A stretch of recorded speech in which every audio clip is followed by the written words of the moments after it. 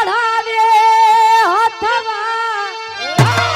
अरे तो पहले दुल्ही आत्मा आप बढ़ावे हथवा, साची रही या देखावे हो निभावे सफवा।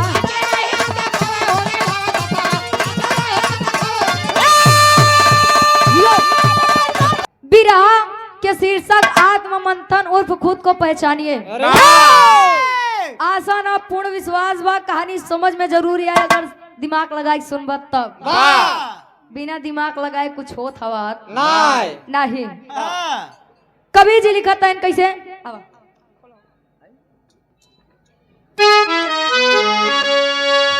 भावी प्रधान प्रत्याशी आप आदरणीय अच्छेलाल पाल जी सराय मनोहर उर्फ वर्जी वर्ग के आप निवेदक हैं परम सम्मानित धर्मराज बिंद जी। बाबूजी के द्वारा इस भाव को समझते 101 रुपए का महान आशीर्वाद। कवि जी लिखाते हैं अपने कलम के माध्यम से 4 लाइन भूमिका के भाव से आवा।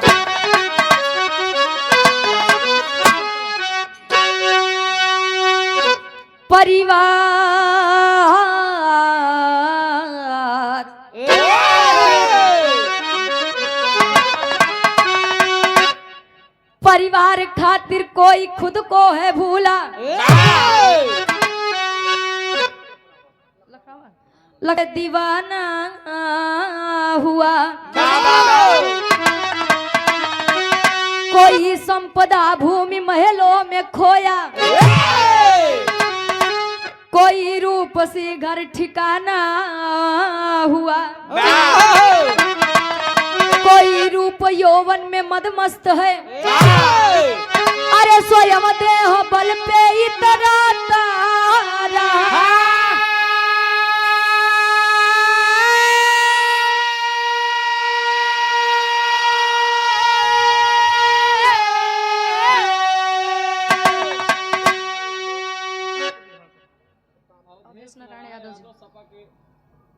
आप परम सम्मानित परम आदरणीय इस भाव को समझते हुए माननीय आप अवधेश प्रताप यादव जी, अवधेश नारायण यादव जी, विधानसभा प्रतापपुर बाबूजी के द्वारा इस भाव को समझते हुए सुंदर पुष्प पंखुड़ियों में गुथा हुआ हाथ ढेर सारा माया पुरस्कार आशीर्वाद के चारे कि हम बच्चे अपनी कला में कामयाब रहे। कहे मगर आत्मा की सुने ना सुरेंद्र, या स्वर काया को सजाता रहा।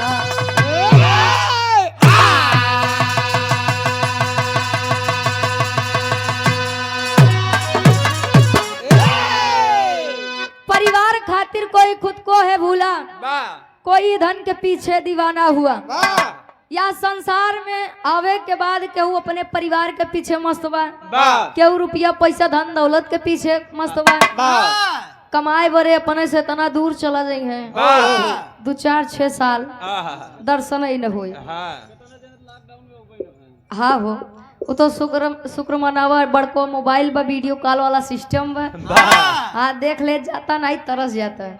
अगर काका दादा हरिन वाला सिस्टम होता क्या वो अपने शरीरी पे परेशान बा, अपने बल पे परेशान बा, घमंड करे बा, क्या वो चेहरा के पीछे दीवाना बा भैया, तो क्या हुई नासर काया पे दीवाना बा। हाँ कोनो न कोनो चीजी पे सब दीवाना है। कवि जी बड़ी बढ़िया बात लिखत है कैसे, विराह सम्राट स्वर्गीय दादा श्री राम कैलाश यादव जी गावत रहे। इस संसार से अपनी अलग पहचान बना के इस विराह जगत में आए, गाए गाकर चले गए। बात तू कब जाबू? कहाँ हो? अरे हम तो सोचे भाई ने टिकट कटावा था। दादा गावत रहे कैसे,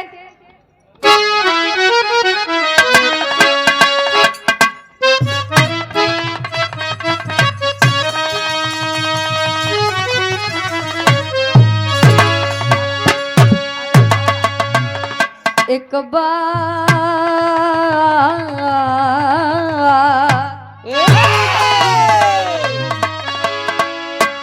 जे आए बा का जाए बा। जिंदगी में हजारों का मेला जुड़ा, हंस जब जब उड़ा तब अकेला उड़ा। केतनो रिश्ता नाता बनैले बा यहाँ संसार में, लेकिन जब जाए के होए सुरेश चाचा तो अकेले जावे, कुछ काम ही नहीं आई। हाँ हो दादा गावत रहे आत्मा रूपी दुल्हन परमात्मा रूपी दुल्हा के वर्णन बा। कहे एक बात मोरी सजनी गठिया लाया चरिया में, एक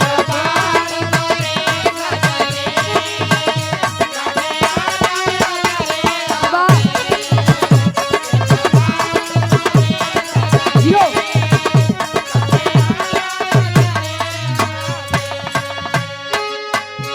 एक बात मोरी सजनी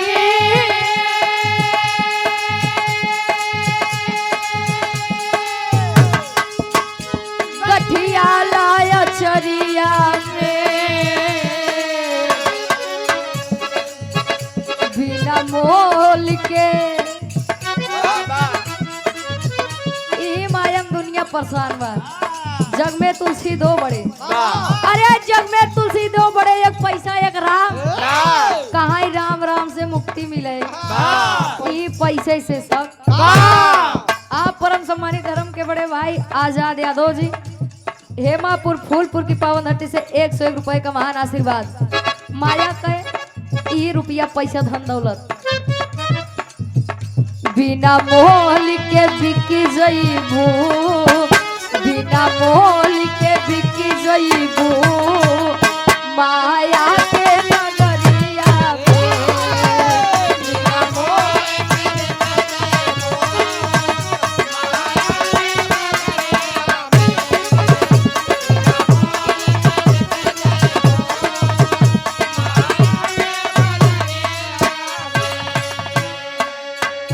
एडवोकेट आप परम सम्मानित बेला सिंह प्रजापति जी उदयपुर फूलपुर की पावन धरती से 51 रुपए का महान आशीर्वाद।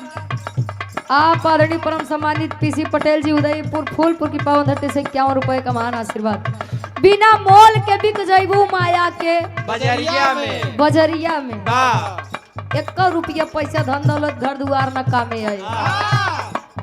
लेकिन भाव पर गौर करेंगे, सवाल है आप सभी से। कवि जी की लेखनी सवाल करती है क्या? आप परम सम्मानित कमलेश यादव जी बदल का पूरा की पावन धरती से 21 रुपए का महान आशीर्वाद। सवाल करते हैं कैसे का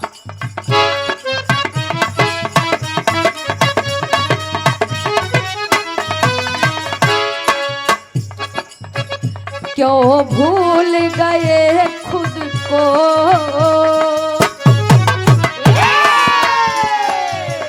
क्यों भूल गए खुद को माया में लुभाने में, क्यों भूल गए खुद को माया में लुभाने में। क्या बात,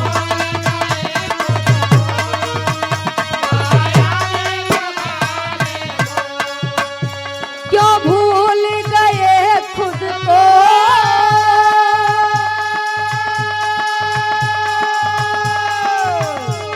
माया में लुभाने में, ये प्रीत छली पल पल, ये प्रीत छली पल पल, धोखा है जमाने में, ये प्रीत छली पल पल, धोखा है जमाने में।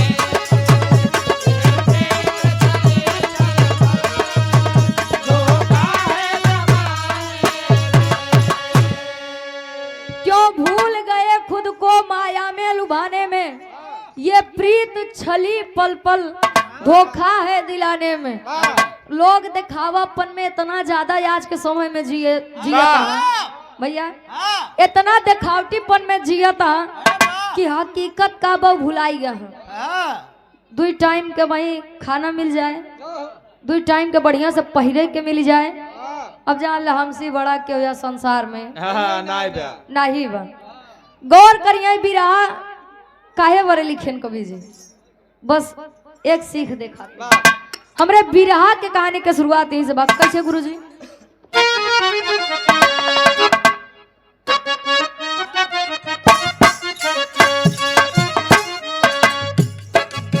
यहाँ पे मिला जो भी यहीं रह जाएगा,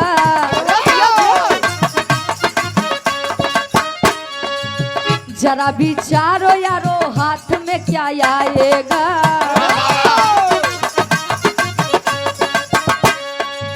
श्रवण नगर में एक सेठ जी धनवान रहे, चार पत्नी के साथ जीवन सुख मान रहे।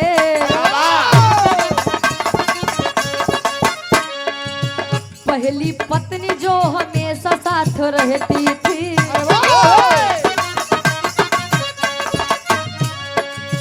प्रेरणादायी राय सही दिया करती थी।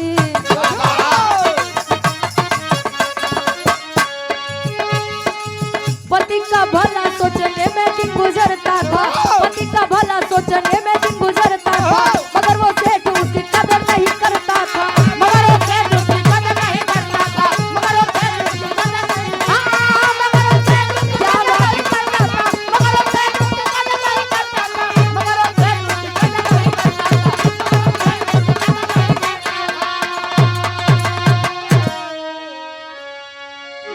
यहाँ पे मिला जो भी यहीं रह जाएगा, जरा विचारो यारो हाथ में क्या आएगा। सब जानत हैं, जानत सब है लेकिन मानत क्यों नहीं? क्यों नहीं बा। जानत हैं कि कितनो जगह जमीनी बरे झगड़ा कैली, दूसरे के मुड़ फोड़ी जाइए, कितनो लाठी चलाइली, लेकिन हमारे कामे कुछ आए ना। आप आदरणीय परम सम्मानित अच्छे लाल पाल जी, ये हमारे गुरु जी खाते स्पेशल इनाम ले ले बच्ची 30 मिल जाए। ले ले खाता खुला बा। आशीर्वाद के चारे कि हम बच्चे अपनी कला में कामयाब रहे। श्रवण नगर में एक सेठ जी नाम पारस बताया गया, अरे वाह। अपनी 4 पत्नियों के साथ जीवन में सुखमान जीवन व्यतीत कर रहे हैं। पहली पत्नी हमेशा अपने स्वामी को गलत कर्मों से बचाती थी, कोनो भी गलत कर्म करे जाए तो स्वामी एक बार टोका जरूरी गलत बा, लेकिन वो कर कदर ही नहीं करे। Komal Yadav King Music, King Music क्या प्रोपराइटर साहब परम सम्मानित कोमल यादव जी, सिंगर भी। अच्छा, ये भैया जी के द्वारा इस भाव को समझते हुए 51 रुपए का महान आशीर्वाद तिवारीपुर के आप ग्राम प्रधान साहब परम आदरणीय बाल गोविंद तिवारी जी, इस भाव को समझते हुए 101 रुपए का महान आशीर्वाद आपके प्रधानी बरकरार रहे। पहली पत्नी कोई भी गलत काम सेठ पारस करने जाते तुरंत है स्वामी ये गलत है, ये करना उचित नहीं है, नहीं है। लेकिन अब जो करे रुपया बा दौलत बा ओका के हुक बात सुनाए, पैसा बा तो सब बा। बदल का पूरा की पावन धरती से आप परम सम्मानित मुलायम यादव जी 51 रुपए का महान आशीर्वाद।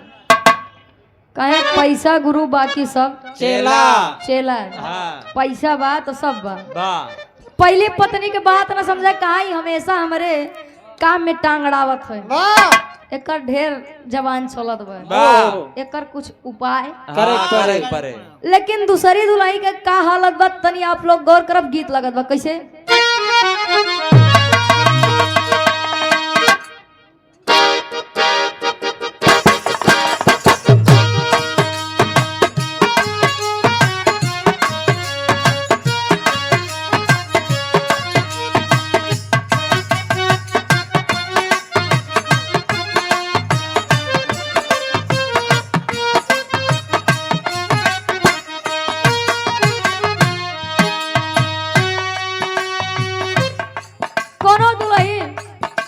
आपन विरह बताए, दर्द बताए।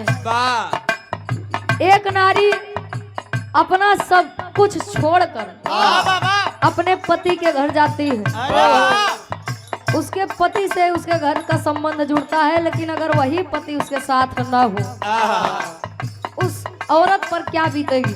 वाह गौर करेंगे आप लोग। दुल्हैया अपन और बताओ बा कैसे। वाह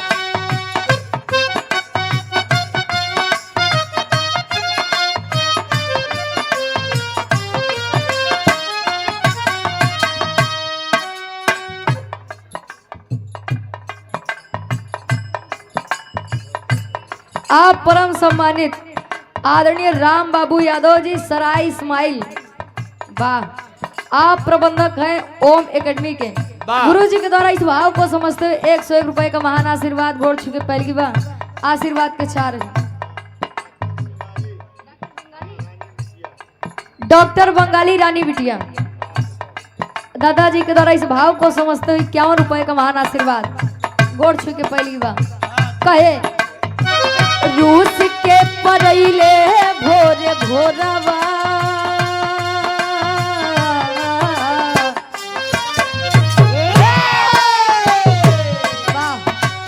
रूस के परैले भोरे भोरवा बोलमुआ हमरो ले ले गईले से नूरा सिंघोरवा सिंघोरवा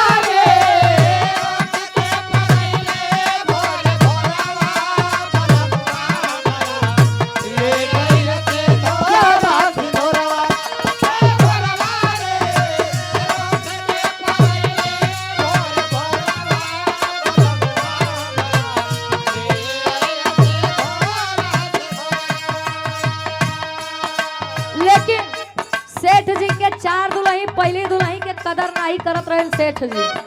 आ दूसरी दुल्हन दूसरी नारी रहल होशियरवा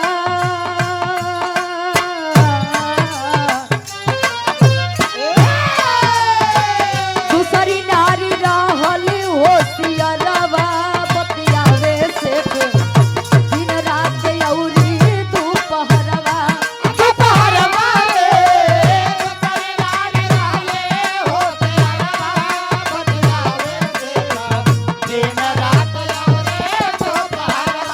दोपहरवा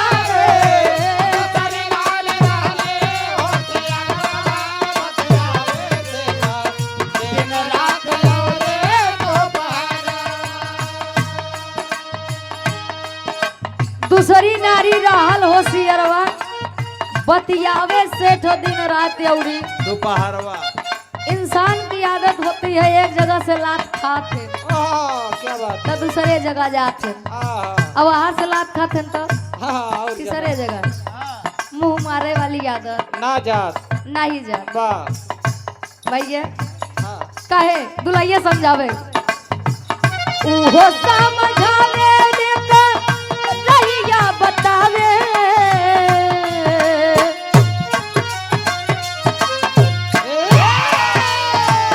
उहो समझावे देकर रहिया बतावे सुख दुख दोनों में हाथ बढ़ावे सुख दुख दोनों में हाथ बढ़ावे सुख दुख दोनों में हाथ बढ़ावे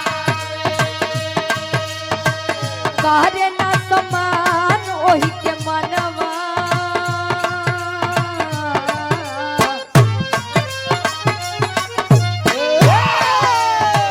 कारे ना समान ओही के मनवा बतियावे सेठ दिन रात औरी दोपहरवा दोपहरवा रे कारे ना समान दिन रात औरी दोपहरवा दोपहरवा रे कारे ना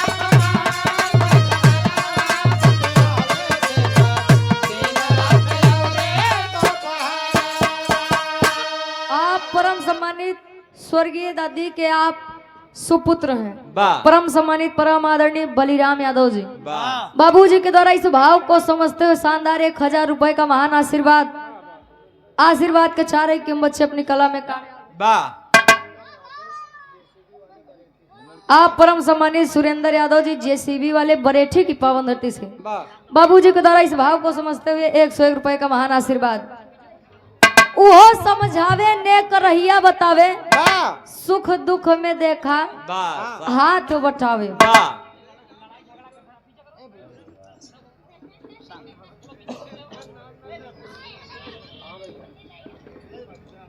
दूसरी नारी हाँ, चतुर चालाक रहे भा, लेकिन देखिए जो आपसे प्रेम करेगा, सत्यता में जो आपका भलाई चाहेगा, अगर गलत काम करबा तो टोके, गलत काम करबा तो रोके, गुस्सा होगा, चिल्लाएगा, जे चाहत है कि आपका बुरा ना हो उ, और जे चाहबई करे अरे जाय दे जवन करता है तो ठीक बा, हमसे का मतलब, खाली पेट भर हमार तो पेट भरता ही बे। हाँ तो वो समझला सिर्फ और सिर्फ स्वार्थ से जुड़ा बा, बिना स्वार्थ ना ही जुड़ा बा। तीसरी दुल्ही नई नवेली बा, काहे रानी रे, ये हमार रानी एना दोनों तुम्हारे यहाँ मूड खराब करे यहाँ, आओ ते मोरे लगे आओ।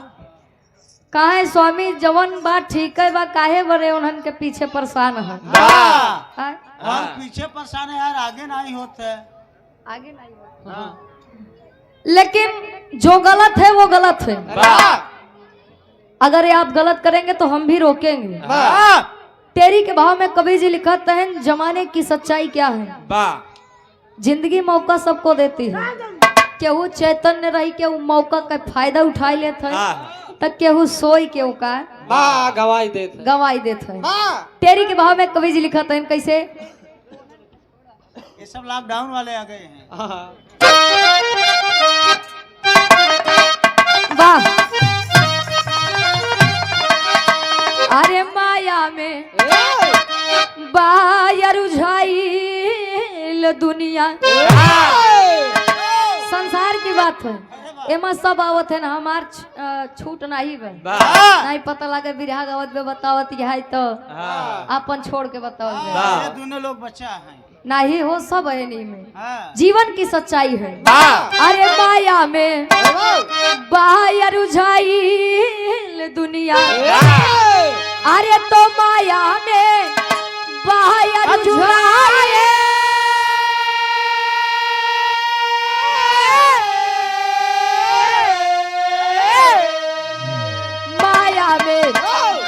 रुझाइल दुनिया, अरे तो प्रहरी अलग जगाता जीव जाग ना पाया, ये हो पाया, ये हो पाया।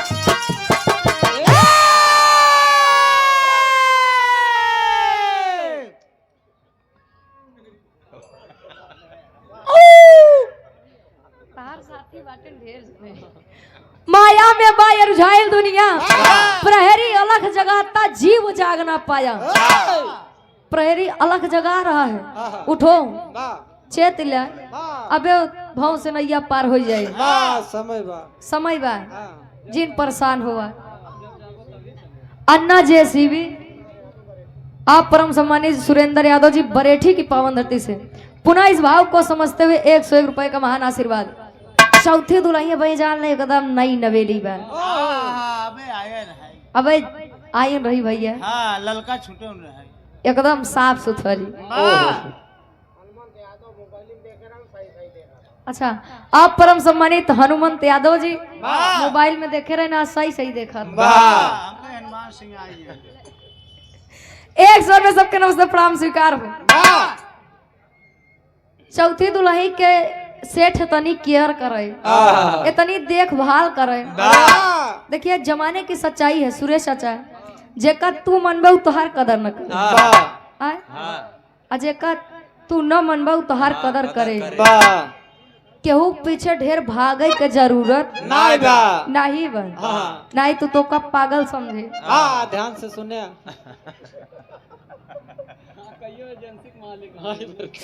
भैया, जेकरे पीछे जितना भगवा वो आपको उतने पागल समझे, आपसे उतने अलगरजू बतियाए। अरे हम जाना था हमारे अलावा कतो जाबे न करे, काय करे पीछे लागी। अरे 4 मोबाइल चल बता। अब पारस सेठ सोचता है हमार दुल्ही कितना बढ़िया खाना खाए, कितना बढ़िया पहने ओढ़े, ये हमार रानी रे, तरह तरह केयर करे। जान ला 1% ओकरे साथे खिलवाड़ नहीं। समय धीरे धीरे बीतत बा, आज सेठ पारस के तबीयत तनी तनी डाउन होए लगा, खराब होए लगा। दवा करावत है, दुआ करावत है, कौनो असर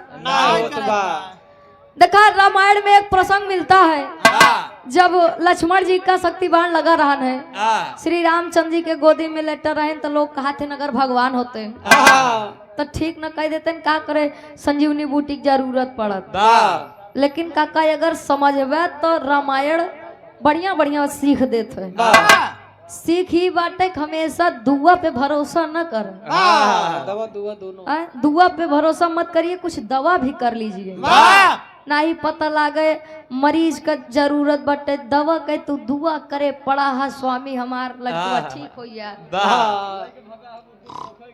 हाँ सुखाई ओझाई ज्यादा चलती भैया हो तो सीख बा।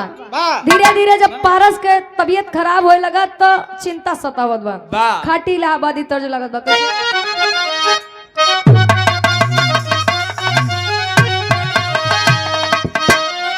विराट सम्राट स्वर्गीय दादा श्री रामधार यादव जी गावत रहे कैसे आए हाय अरे झकोरा मारे झूलनी ए बाबू झकोरा मारे झूलनी काहे साड़ी लहराए हो झकोरा मारे। लेकिन विराट सम्राट स्वर्गीय गुरु श्री हैदर अली गुरु जी गावत रहे कैसे गावे अरे घुसुरी गावा बरधा ए बाबू घुसुरी गावा बरधा काहे सरी आई माझारी घुसुरी गावा अरे गजब की हूँ बहिनी अरे गजब की हूँ बहिनी काहे चीनी ना भातार हो गजब की। लेकिन विराट सम्राट दादा दुखी राम यादव जी गावत है अरे टंगिए में टंगिया ए बाबू टंगिए में टंगिया फसावली हो नदी भौजैया जियो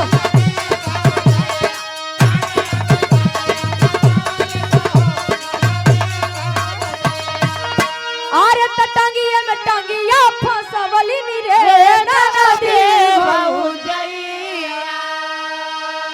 काहे ऊपर ऐसे डाल के हिलावली हो नदी भौजैया।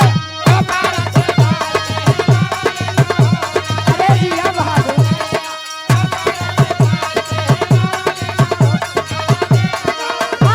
नदिया भौजैया नदिया भौजैया नदिया भौजैया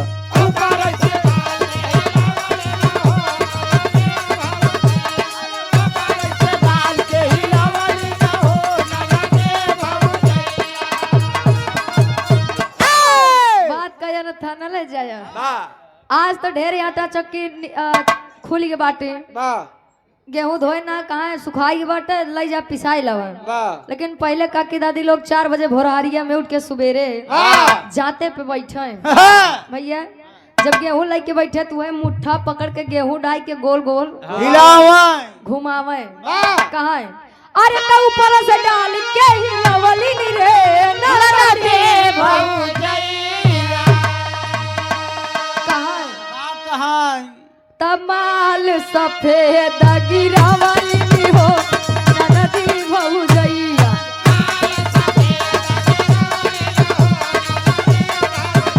अरे माल सफेद माल सफेद गिरावली हो नदी भौजैया। जब वह गेहूं डाले मुट्ठा पकड़ के घुमावे तो वही सफेद सफेद आटा जब उजरका गिरे आटा निकरे भैया तो ये सब गावत रहे। पहले वाले जौन गावत रहे 2 अर्थी गावे चला कम से कम समझाई देते रहे। आज वाले तो पहले मेहरारू के शौक श्रृंगार के ऊपर गाना चलता है। अब तो मेहरारू कैसे कोनो यंग ना बचावे जे पर गाना न निकाले हो।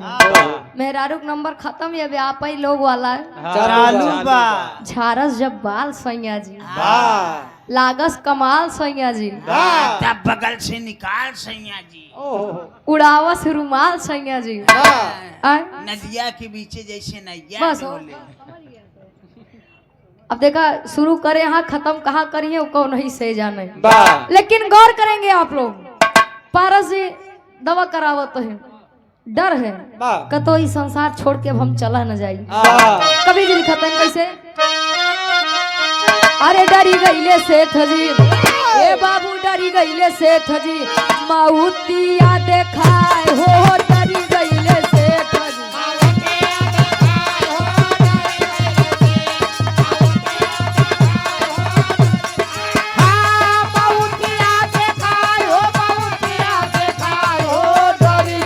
सेठ जी माउतिया देखाए हो डरी गईले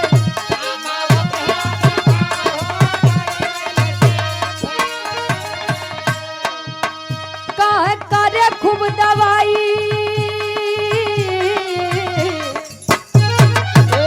अरे करे खूब दवाई लेकिन कुछो ना ठिकाए हो डरी गईले सेठ जी माउतिया देखाए हो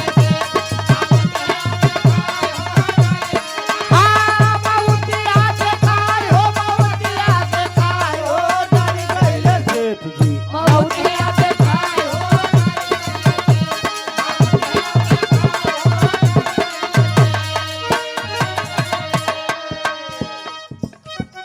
धीरे धीरे स्वास्थ्य बिगड़त बा चौथी दुलाई बोलाई एकदम नहीं न बेरी जे बा कहे बोलाई देखी बस जितना हम एक मानत रही वो हमको उतना मानत है कि बस ऊपर ही ऊपर रहल बा। नहीं की दुलाई बोलावत है नहीं की दुल्हनिया तो सेठ है बुलाए सेठ है बोलाए हो सेठ है बोलाए सेठ है बोलाए हो सेठ है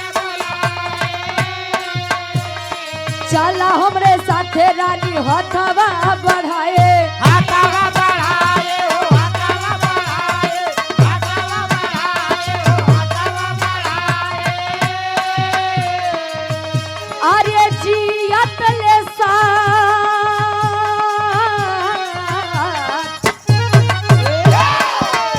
अरे जियत ले साथ रहल आगे नहीं बा हो डरी गईले सेठ जी माउतिया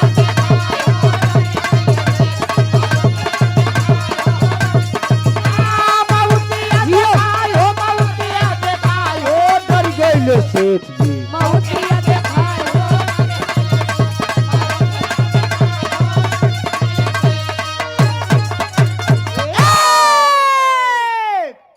चौथी दुल्हन यानी एकदम जो नहीं नवेली बा का बोलायन कहे रानी रे अब लागत बा हम बच्चा बोचब ना ना कहीं तब कहीं जियते ले हम तो का बड़ा जाने बड़ा माने तीनों से ज्यादा तो का माने सबसे ज्यादा सबसे ज्यादा हाँ। कहीं तब कहीं तक तब का जब ले जियत रहे तब ले साथ रहा ना मरे के बादल चला कहीं ए स्वामी ई सब काम हमरे लगे जब ले जियत रहा तब ले ठीक रहा मरे के बाद हम साथे होते ना जा बोब न काहे रे ई गलत फहमी निकाल दे चली तू मर जा हम तोरे चक्कर में हमहू अपन जान दे दी आय? हम जा बोब न सेठ को समझ में आता है कि जेका सबसे ज्यादा जाने माने वो है ऐसे ने आज ऐसे कही दी तीसरी दुल्हन का बोला कहते हैं कहें तोर का इरादा बा बताओ कहे स्वामी बोला का काम बा कहे सुन बतावत है पहपट के भाव में कवि जी लिखत है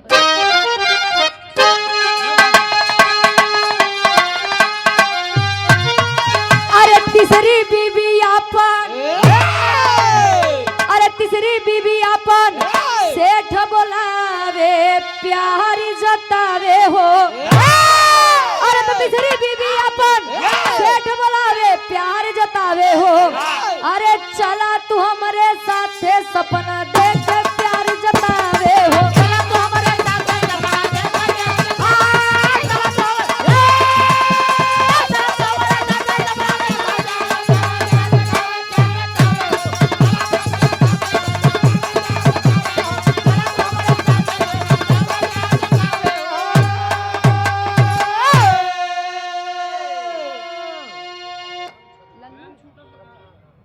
छतनहा की पावन धरती से आप परम सम्मानित परम आदरणीय बाबू श्री लल्लू पहलवान जी झूसी की पावन धरती से इस भाव को समझते हुए बाबूजी के द्वारा 101 रुपए का महान आशीर्वाद हम बच्चे अपनी कला में कामयाब हो आशीर्वाद के चाह रहे हैं।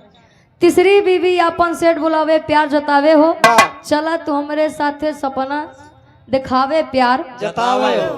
तीसरी रानी कहे अब चला कहे कहाँ कहे अब हमार चली चला के बेला बा हमारे साथे चलबू न हाँ जब ले जीगत रहे तब ले तो बड़ा मान सम्मान दू वाह अब मरे के बाद साथ निभावा वाह कहीं सुना स्वामी चली तो लेकिन अबे हमारे कुछ दिक्कत बा वाह कहीं का दिक्कत बा कहीं सुना बतावा तो है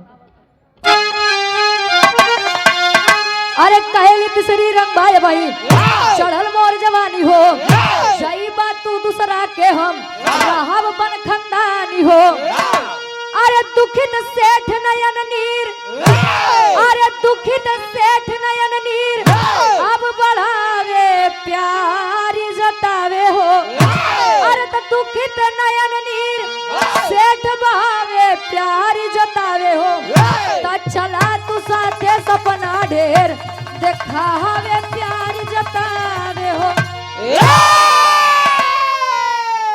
कहे स्वामी अबे थमार आवे वाली बेला बा तू मर जाब का चाहत हा तोरे पीछे चढ़ी जवानी मामाऊ आए संसार छोड़ जाई तोरे जाते मान हम दूसरे खोई जाबे तू हमारे बारे तनको परेशान हमारे बिना ढेर है मतलब इतना धोखा ना गद्दारी करबे कहे मतलब ऐसे करबे कहे स्वामी का करी हम अपने आदत से मजबूर रही कहे अबे तोरे दू दुल्हन और रहा क्यों पता कैला के जाने को चली जाए तोरे साथ कहे जब तोहन न जाबे पूछे तो पढ़बा ही करे दूसरी दुल्हन अपन बोलावत है आल्हा के भाव में कवि जी लिखत है कैसे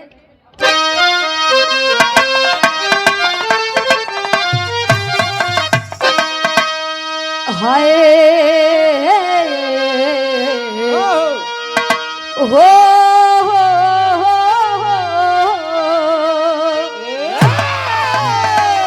तो धन दावला तो कुछ काम नहीं है भैया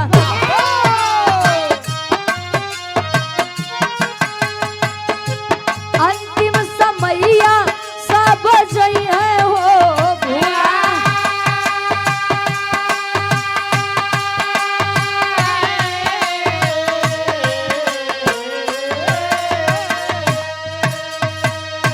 दूसरी कहे कि हम क्रिया कर्म कई देबै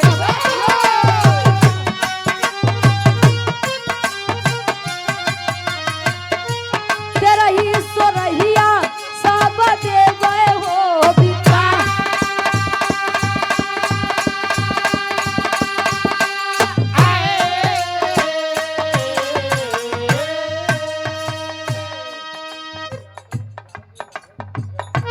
अच्छा आप परम सम्मानित धर्म के बड़े भाई सनी यादव जी विराह सम्राट आप परम सम्मानित विराह के स्तंभ कहे जाने वाले आप परम सम्मानित स्वर्गीय गुरु श्री लाल जी लहरी गुरु जी के आप भतीजे अच्छा भांजे हैं भैया जी के द्वारा इस भाव को समझते हुए 101 रुपए का महान आशीर्वाद एक स्वर में सबके नमस्ते प्रणाम स्वीकार हो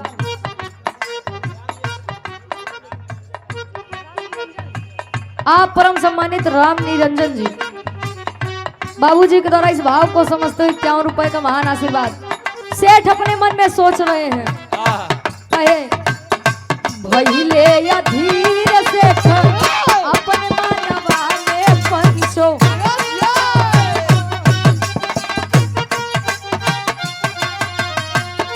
कैसन ई खेला दुनिया के मोरे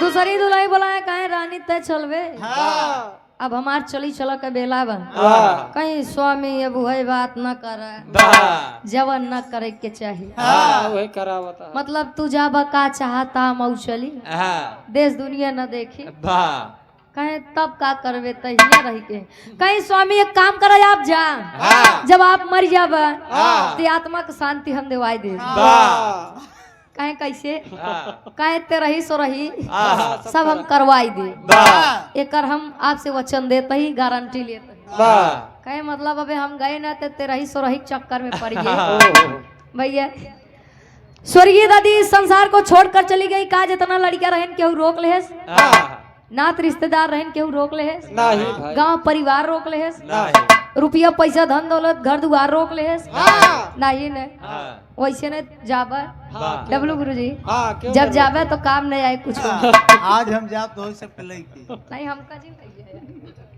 है।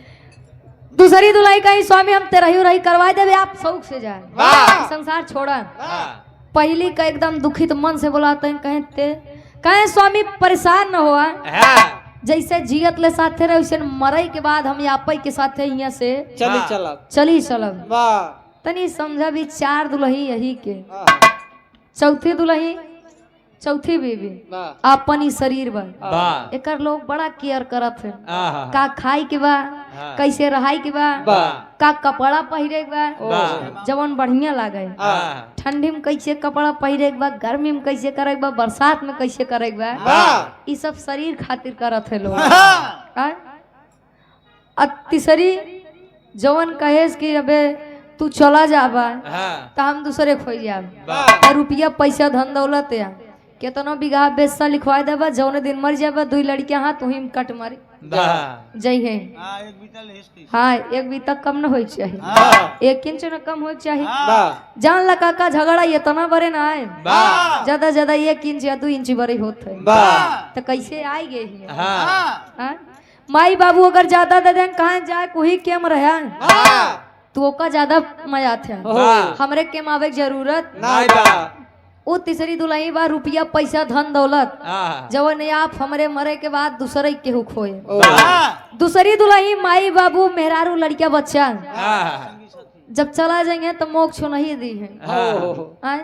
पेंडा वो नहीं पड़ी है वाह ना तो रिश्तेदार है माई बाबू लड़किया बच्चा हाँ अब पहले दुल्ही है अपन आत्मा बा वाह कोनो भी काम अगर करबा अगर उ गलत बा तो आत्मा कहात है हाँ ये गलत है वाह अगर कई ले बा पकड़ा जाबा कहे यार अगर अपने आत्मा का बात मान ली हो हाँ हमारी आत्मा हमका गवाही नहीं देत रही कि हम काम करी वाह आज ओकर बात माने होई तो आज ही दिन हाँ ना ना देखे देखे पर। पर सच्चाई सिर्फ और सिर्फ आत्मा दिखाती है वाह खड़ी के भाव में आखिरी भाव कवि जी दर्शावते हैं कैसे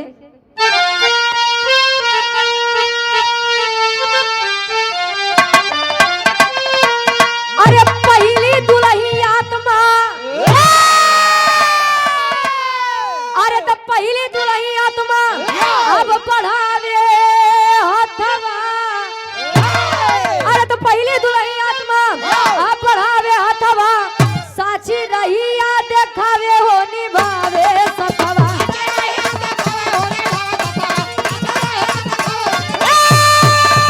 यो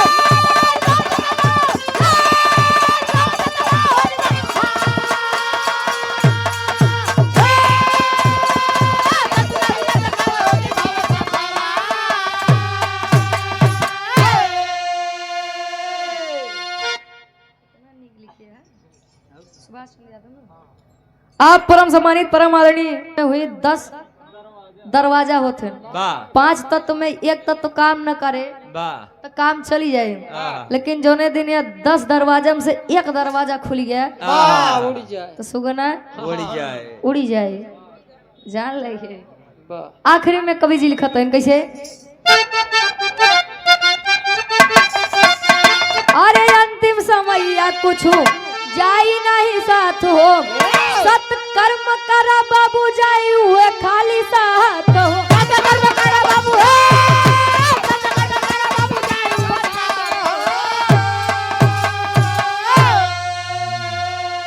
अरे सत्कर्मी क्या भगवान जी अरे सत्कर्मी क्या भगवान जी अब दौड़ावे रथवा तो सत्कर्मी क्या भगवान जी अब दौड़ावे रथवा साची रही आ देखावे हो निभावे अंतिम समय कुछ आई नहीं हाथ हो वाह सत्कर्म करा बाबू वह जाई साथ अबे सुनबे भैया सामने गुजर जाने पर जल की कद्र होती है हाँ। इंसान चला जाता है पर कीर्ति अमर होती है जैसा काम करके जाबा वैसा नाम हो वाह जन्म से लेकर मृत्यु तक दौड़ता है आदमी हाँ। दौड़ते दौड़ते दम तोड़ता आदमी है आदमी। वाह। सुबह पलना शाम अर्थी, दोपहर चारपाई। इस 4 दिन की जिंदगी में 3 लकड़ी तोड़ता है आदमी जन्म से लेके मृत्यु तक वो दौड़ते ही रहे। वाह। आय? जीते लकड़ी, मरते लकड़ी, हाँ देख तमाशा लकड़ी का। देख तमाशा लकड़ी का। आहा। आप परम सम्मानित राम निधि यादव जी, ठेकेदार पैगंबरपुर कुसुंगर गारापुर, वाह। 101 रुपए का महान आशीर्वाद। आशीर्वाद के 4 क्यों बचे अपनी कला में कामयाब रहे। वाह। सत्कर्मी के भगवान जी दौड़ावे रथवा, साची रहिए दिखावे हो निभावे सतवा। तो खुद को पहचानिए, माया मोह में पड़ा। वाह। बिना माया मोह में पड़े कुछ होए हवा वाला बा नहीं, लेकिन उतना ही पड़ा है हाँ। जितना नीक लागे। वाह। हाँ लेकिन करा अगरबत्ती झूठ है हाँ, दिन जलावा। क्यों माई बाबू के पीछे इतना परेशान है, दुल्ही ध्यान नहीं देते। वाह। अब दुल्हनी के पीछे से परेशान हो जाइए माई बाबू के किनारे हाँ। जा, वाह। तब माया में तो नहीं पड़ा हाँ। जितना काम चले। ओहो। आखिरी में खानदान के परिचय बा।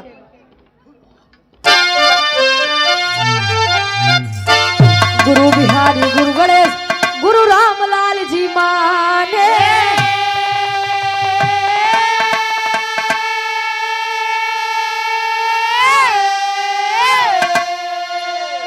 बिरहा श्री राधे श्याम गुरु राम आधार जी माने।